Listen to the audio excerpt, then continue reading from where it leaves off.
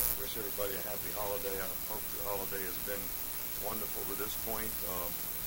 I'd like to give a special thanks to the All-State Sugar Bowl in the city of New Orleans for creating a great bowl week, for our team.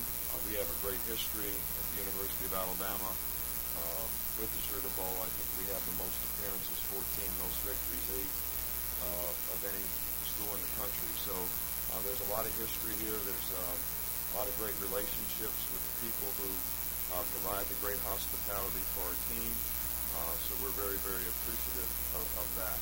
I'm also very proud of what our team's been able to accomplish this year. I think this team, started out and we didn't know for sure where we were going and what we were going to do, but through a lot of hard work and dedication and team togetherness, they've certainly improved throughout the year, overcome a lot of adversity, and now created a tremendous opportunity for themselves to, play an outstanding Ohio State team. I'm really proud of our team for the way they've represented the university off the field as well as on. The fact that we have 22 graduates, which I think is first, and 7 master's degrees on this team, which is also first, speaks a lot to the quality of the players, the quality of the character of the players, the commitment that we have to, creating an atmosphere and environment to help our players be successful as people, as students, and as football players. The focus here is, something that I think will be very, very important to playing well. I think maintaining intensity for a bowl game is one of the critical factors for any team in terms of their ability to get back to playing the kind of football that got them here. It's also important that, with a lot of time to prepare, sometimes you have to expect the unexpected in terms of what the other team might do that you might not be prepared for, and you've got to be able to adjust and adapt and be in control and command of how that affects you. And discipline is always very, very important when you have played the game for a long time to, play with the kind of discipline and control no matter what position that you play, so that you have to have a chance to be sound fundamentally playing against a very good, football team.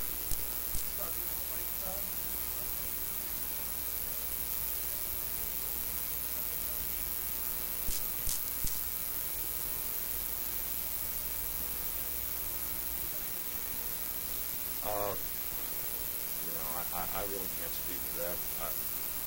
I think that anytime that you can gain experience in situations, you hope that your players will handle it the right way because they've done it before. They understand what it takes. Sometimes we've had success in these situations and played very well, and sometimes we haven't played so well. And hopefully our players understand the difference between the two and what has made the difference in how we performed, and that we can stay focused on doing the things that are going to help us play well.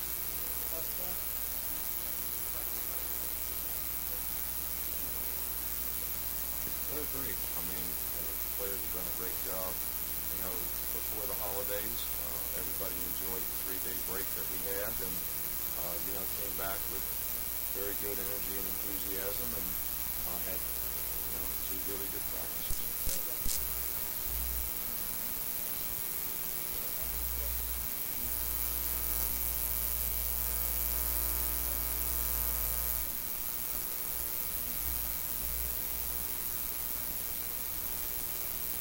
Well, I think that, first of all, let me just speak to the fact that he has done a fantastic job for what we have asked him to do as offensive coordinator.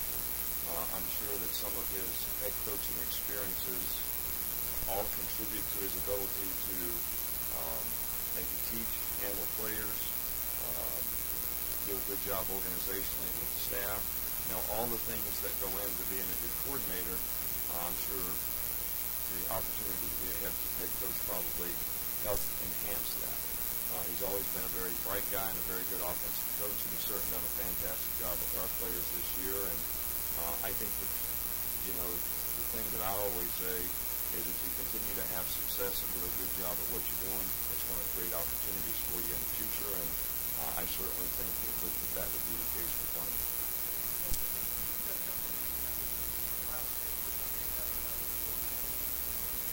Well, they're an outstanding team in every phase of the game. They do a great job on special teams. They have good players. They have good team speed. They're very well coached. But offensively, they're very, very productive. Amazing that they've used 3 different guys at the quarterback position, and all have been very, very productive, which to me speaks well for their staff and how they use their players. I think they have an outstanding running back. I think they have, at least three really good receivers that all complement each other very, very well and have capability of making explosive plays. And they've been able to create great balance on offense. And their defensive front is very physical. Hard to run against. They've been very aggressive with turnovers and hard to score on. So all the way around, I don't think there's any teams that get to here that aren't really good teams, and they're all really well coached, which is pretty typical of an Urban Meyer team. But they have really good players. They play well together, and in every phase of the game, they've been very productive this year.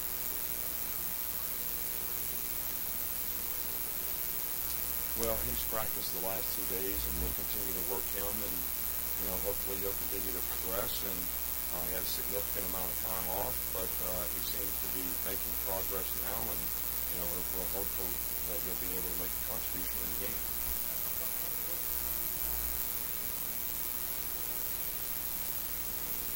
No, I think that the challenge is probably more the type of quarterback.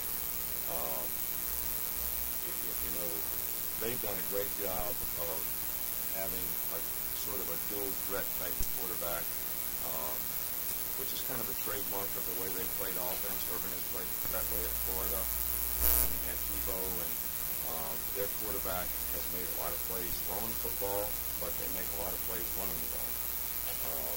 How much they'll do that with this particular guy, how they'll do it, I think that's the bigger question relative to what his strengths are. But I think he demonstrated in the Wisconsin game that he's a very capable player, certainly a very good passer, and they have the skill guys to make the pay in the back end if you don't do a good job in terms of making explosive plays.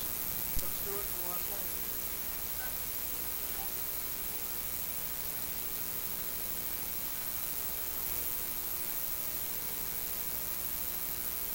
Well, not at all. And, I sort of look at this, a little bit like when you're in the NFL playoffs. You've got a game this week. It's the only game that matters. Because if you don't play well in that particular game or don't have success in that game, you don't get to play the next game. And that's kind of how our focus and approach has been with this game. We played 13 games. This is the 14th game. It's most important for our team to play their best in the 14th game, and everybody's got to get ready to and prepare themselves to be able to do that. And then, if you have success, you worry about the next thing. But other than that, I don't think it makes a whole lot of difference because it's all about this game.